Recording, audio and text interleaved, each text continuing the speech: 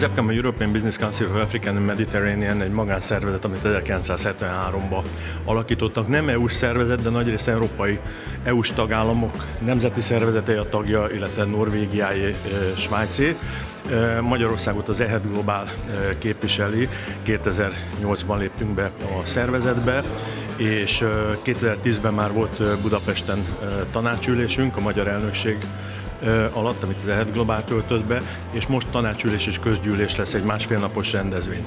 Amiért most itt vagyunk a Budapesti Kereskedelmi és Iparkamarában, az az, hogy az EHED-en belül törekvés az, hogy a meglátogatandó ország üzletemberével találkozzanak a szervezet üzletemberei, hisz itt angolok, franciák, hollandok, belgák, németek, sok évtizedes esetekben, sok évszázados tapasztalatot készek megosztani az egyre inkább vonzó és feltörekvő afrikai piacra betörni kívánó magyar üzletemberek számára. The European industry has a very strong reputation in Africa.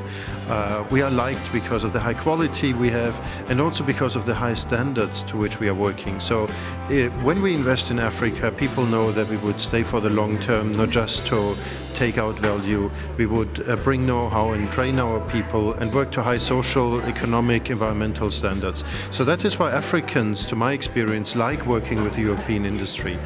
The more difficult aspect is whether European industry actually can offer what is needed in Africa.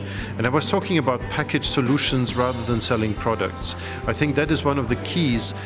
Some of the BRICS countries, between governments, state-owned enterprises, a government budget, financing instruments, etc., they offer full solutions to a problem, whereas European industry still comes and tries to sell the products they have in their list.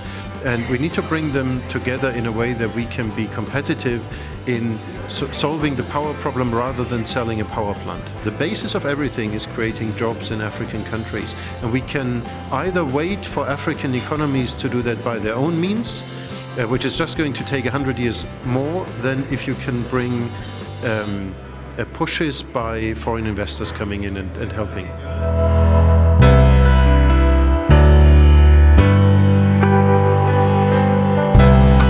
Of course, our history and the past push our companies to invest in Francophone countries. But we know that more than 60% of the 54 African countries are not Francophone and that they are very much business-minded. So the African growth, the future of Africa, is also very much located in those countries.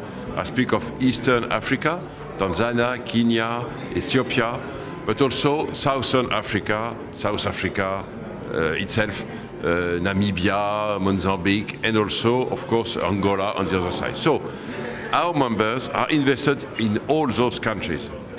But of course, our history has created more thin and strong links with Francophone countries. But we are in Anglophone countries, and we try to push our members to invest much more in those countries, because it is the future. There are opportunities for all sorts of people. I tried to emphasize agriculture because I thought maybe Hungarian businesses in services would be interested in that.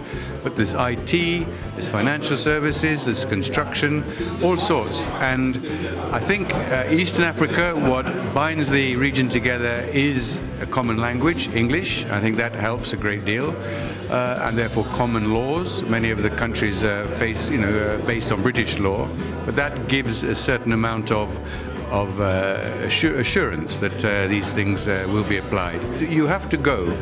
You cannot talk about the opportunities in East Africa or Africa in the Budapest Chamber of Commerce. You need to go, and that's why we take missions. We took nearly 50 people to Rwanda, and on that mission, amongst the people on the mission, they did business with each other. So you never know unless you go.